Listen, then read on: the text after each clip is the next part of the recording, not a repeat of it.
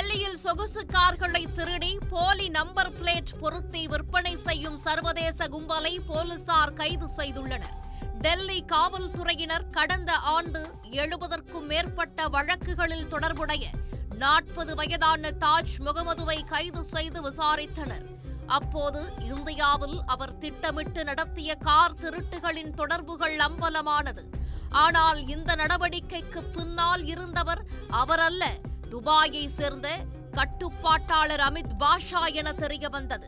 கடந்த பிப்ரவரி 26 அன்று குற்றப்பிரிவு பாஷாவின் கார் திருட்டு கும்பலை சேர்ந்த 7 பேரை கைது செய்தனர். அதில் கார் விற்பனையாளர்கள் மற்றும் தொழில்நுட்ப வல்லுநர்கள் அடங்குவர்.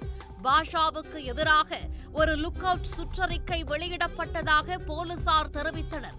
தாஜிடம் நடத்தப்பட்ட விசாரணை அடிப்படையில் ECM குறியீடுகளை தவிர்ப்பதில் திறமையான தொழில்நுட்ப நிபுணரான இம்ரான் கான் என்ற குட்டு திருடப்பட்ட வாகனங்களை பெறும் மும்பையைச் சேர்ந்த குணால் ஜெய்ஸ்வால், வடகிழக்கு இந்தியாவில் வாங்குபவர்களுடன் தொடர்புடைய நிதியாளர் மற்றும் விநியோகஸ்தர் அக்பர் மற்றும் மதீன் கான், நாகேந்தர் சிங், மனிஷ் ஆர்யா, நதீம் ஆகியோர் சிக்கினர்.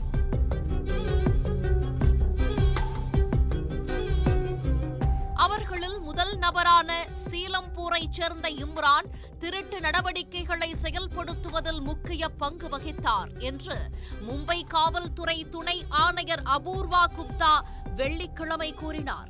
திருடப்பட்ட வாகனங்கள் பின்னர் இந்தியா முழுவதும் பல நகரங்களில் உள்ள விற்பனையாளர்களுக்கு வாகனங்களை வழங்கும் ஒரு இடைத்தரகர் ஊப்பியில் வசிக்கும் மதீன் கானிடம் வழங்கப்பட்டன.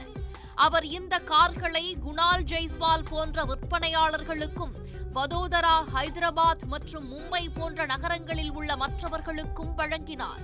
மும்பை, புனே மற்றும் நாசிக் போன்ற முக்கிய நகரங்களில் திருடப்பட்ட கார்களை மறு விற்பனை செய்ய குணால் உதவினார். மதீனிடமிருந்து பல திருடப்பட்ட வாகனங்களை வாங்கியதாக குணால் ஒப்புக்கொண்டார் என்று குப்தா கூறினார்.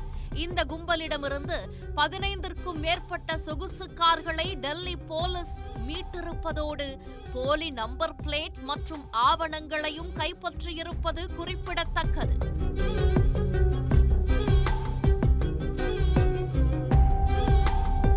உடனுக்குடன் செய்திகளை தெரிந்து கொள்ள சன் நியூஸ் பெல் ஐகானை கிளிக் பண்ணுங்க.